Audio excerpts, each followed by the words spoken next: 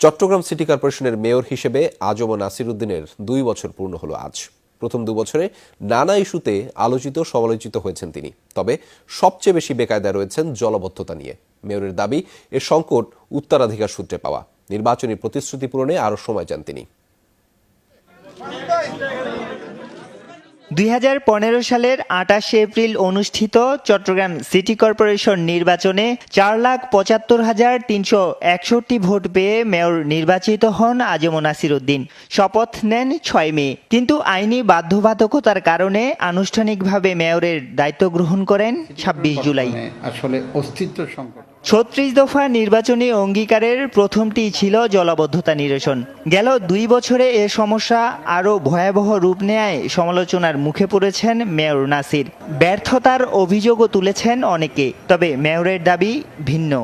ধারণ ক্ষমতার অতিরিক্ত যদি বর্ষণ হয় তাহলে এখানে ওভারফ্লো হবেই। সবচেয়ে বড় যে সমস্যাটা সেটা হলো চট্টগ্রাম শহরে কোনো ড্রেনেজ ব্যবস্থা নেই। বন্দরনগরীর এমন পরিস্থিতির জন্য আগের মেয়রদের ব্যর্থতা ও অপরিকল্পিত নগরায়নকে দুষছেন আজম নাসির।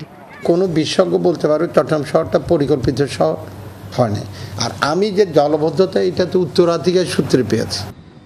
নির্বাচনী স্লোগান ছিল চট্টগ্রাম হবে ক্লিন ও গ্রিন সিটি। বিলবোর্ড অপসারণ, আলোকায়ন ও ঘরে ঘরে গিয়ে বর্জ্য অপসারণ তারই অংশ বলে দাবি মেয়রের। আমি মনে করি আমি সঠিক পথে এগোচ্ছি। আর উন্নয়নটা একটা হলো যে চলমান প্রক্রিয়া, এখানে কোনো শেষ নেই। মৎস্য অবতরণ কেন্দ্র স্থানান্তর, খেলার মাঠে সুইমিং পুল নির্মাণ, প্রকল্প বাস্তবায়নে ধীরগতি ও অবহেলা সহ বেশ কিছু বিষয়ে সমালোচিত হয়েছেন। জলাবদ্ধতা নিরসনে খাল খনন, নালা নর্দমা পরিষ্কার, অবৈধ স্থাপনা উচ্ছেদেরও কোনো খবর নেই। মেয়রও স্বীকার করছেন অনেক কাজ বাকি, এজন্য আরও সময় চান তিনি।